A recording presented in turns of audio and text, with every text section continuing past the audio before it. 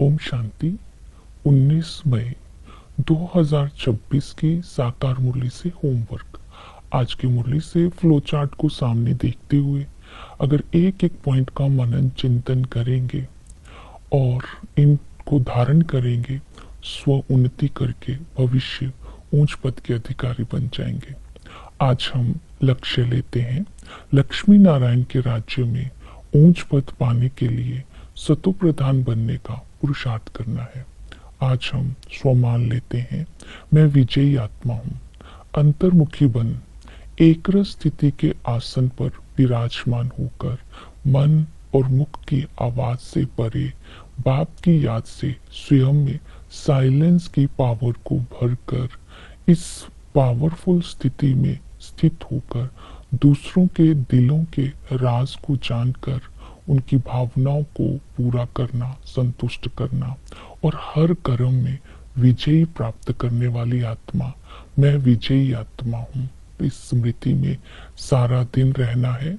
जब हम अंतर्मुखी होंगे, साइलेंस की पावर होगी तो दूसरों को भी संतुष्ट कर सकेंगे और हर कर्म में सफलता भी होगी। तो प्रैक्टिकल में होमवर्क करते हैं, वैराग्य वृत्ति वाली आत्मा की विशेषता क्या होती है। वैराग्य वृत्ति वाली आत्मा कर्म इंद्रियों की राज्य अधिकारी होती है। अलौकिकता व्यवहार में होती है। संबंध संपर्क में आते हुए भी किसी के साथ लगाव नहीं होता है। साधनों को यूज करते भी अनासक्त रहती है।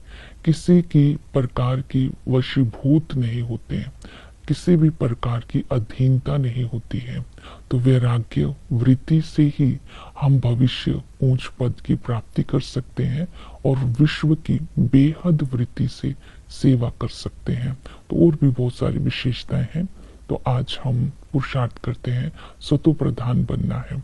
सतो प्रधान बनने के लिए पहला हम धारणा लेंगे। बाबा ने धारणा की बात ये बताई कि हमें किसी भी प्रकार का लालच नहीं रखना है, रोटी टुकड़ खाना है और बाप की याद में रहना है।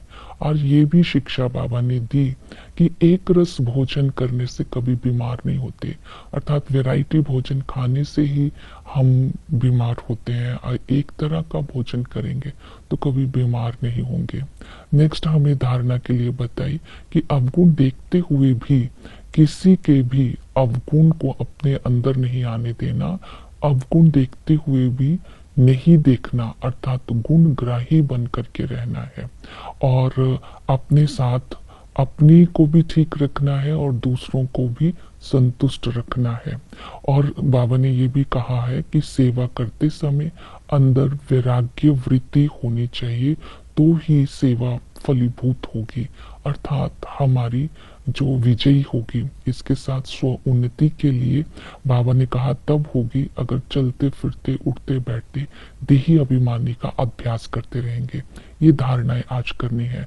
इसके साथ बाबा ने आज सतो प्रधान बनने के लिए याद के ऊपर अटेंशन दिलाई।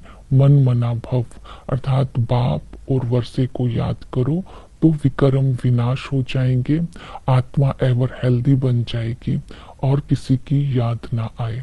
याद करने की विधि बताई, एक्यूरेट याद, क्योंकि बाप स्वयं आकर यथार्थ पहचान देते हैं, हमारी भी और अपनी भी। तो इस एक्यूरेट याद को करने के लिए सबसे पहले है आत्म अभिमानी बनने का अभ्यास करना है। हम आत्मा है, आत्मा एक शरीर छोड़ दूसरा लेती है। आत्मा जीवात्मा कहलाती है क्योंकि आत्मा शरीर में वास करती है। वास्तव में आत्मा का घर परम धाम है। आत्मा के अंदर ही 84 जन्मों का पाठ है। सब कुछ आत्मा ही करती है। आत्मा ही कहती है मैं फल राजा हूँ, मैं फलाना हूँ। आत्मा ही समय बाप से मिलन मनाती है तो खुश होती है। तो इस तरह आत्मा का चिंतन करते रहना है। आत्मा ही पावन बनती है, आत्मा ही पतित बनती है। परमात्मा ने अपना भी परिचय दिया, मैं अखंड ज्योति नहीं हूँ, मैं सर्वव्यापी नहीं हूँ, मैं नाम रूप से न्यारा नहीं हूँ, मैं भी निराकार हूँ, मैं भी सुख का सागर, शांति का सागर, ज्ञान का सागर हूँ। तो अपनी यथार्थ बाप ने पहचान दी। एक बात बताई कि मैं ड्रामा के बंधन में बंधा हुआ हूँ। तो संगम पर आकर हम बाप से मिलन मनाकर आत्मा को सत्व प्रधान बनाते हैं। फिर नेक्स्ट है निरंतर याद। उसके लिए बाबा ने कहा उठते बैठते चलते फिरते बाप की याद में रहना है।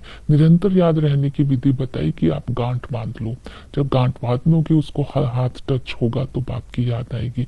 दूसरी विधि बताई स्वदर्शन चक्रधारी हूँ, इस स्वमान में रहो। तो चलते फिरते उठते बैठते अपनी बुद्धि में 84 के चक्रों को याद करते रहो। इसके साथ संबंधों से याद करने के लिए बाबा ने बोला कि बेहद के पिता के संबंध से, बेहद के बाप से हमें बेहद का वर्षा मिलता है। अर्थात राजा सूर्यवंशी में लक्ष्मी नारायण के राज्य में ऊंच पद के अधिकारीपन के नशे में हमें रहना है, क्योंकि हम ही उस वर्ष के अधिकारी बनते हैं। टीचर बनकर के वो हमें राजयोग सिखाते हैं। राजयोग जो सिखाया जाता है और किसी भी भाषा, ब्रह्मा बाबा को भले इंग्लिश भी आती थी और सिंधी भी आती थी, हिंदी भी आती थी, लेकिन बाबा हिंदी भाषा में हमें राजयोग सिखाते हैं। तो बुद्धि में सारा ज्ञान बैठ जाता है। 84 जन्म हम कैसे लेते हैं और स्वदर्शन चक्रधारी कैसे बनते हैं, ये पढ़ाई राजयोग की ब्रह्मा बाबा भी पढ़ते हैं। इस पढ़ाई से ही आत्मा के अंदर रोशनी आ जाती है। तो राजयोग की विद्या को अब बुद्धि में रखना है। फिर है सतगुरु। सतगुरु पति से पावन बनाते हैं, पावन बना करके हमें दुखों से छुड़ाते हैं और साथ ले जाते हैं।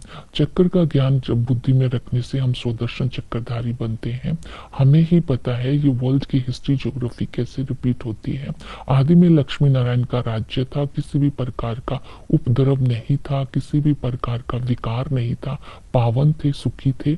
सतयुग में और त्रेता में हम संगम की प्रारब्ध भोगते हैं और वहां हम पुकारते नहीं हैं, दुख नहीं होता है, न्यू वर्ल्ड कहलाता है। मध्य में रावण का राज्य होता है, उपद्रव होते हैं, बीमारी होती है, दुखी होते हैं, तमो प्रधान बनते हैं और सीढ़ी नीचे उतरते आते हैं तो ओल्ड वर्ल्ड कहलाता है। अंत में बाबा स्मृति दिलाते हैं, तुम ही लक्ष्मी नारायण के राज्य में देव पद के अधिकारी बनते हो, तुम ही इस समय 84 का चक्र का राज समझते हो, तुम ही स्वदर्शन चक्रधारी हो। तो इस तरह बाबा हम आत्माओं को रोशनी देकर भविष्य ऊंच पद के अधिकारी बनाते हैं। सेवा में बिजी रहना है कि कलयुग में हम कैसे नीचे उतरते हैं। और बाबा सर्वव्यापी नहीं है, बाबा नाम रूप से न्यारा नहीं है। एक तरफ से सर्वव्यापी कह देते हैं, दूसरी तरफ से नाम रूप से न्यारा कह देते हैं। ये कॉन्ट्राडिक्शन क्यों है, इसका राज बताना है। आत्मा कभी भी ब्रह्म में लीन नहीं होती है। और शिव जयंती मनाते हैं तो ये कब मनाते हैं, क्यों मनाते हैं, इसका राज बताना है। सृष्टि चक्र का राज बताना है। इस तरह ज्ञान का मनन चिंतन करना है, धारणा करनी है, सेवा करनी है और ज्ञान में, ज्ञान के सब्जेक्ट में ऊंचा बनना है, अच्छा बनना है। तो हम भविष्य ऊंच पद के अधिकारी बनेंगे। ओम शांति।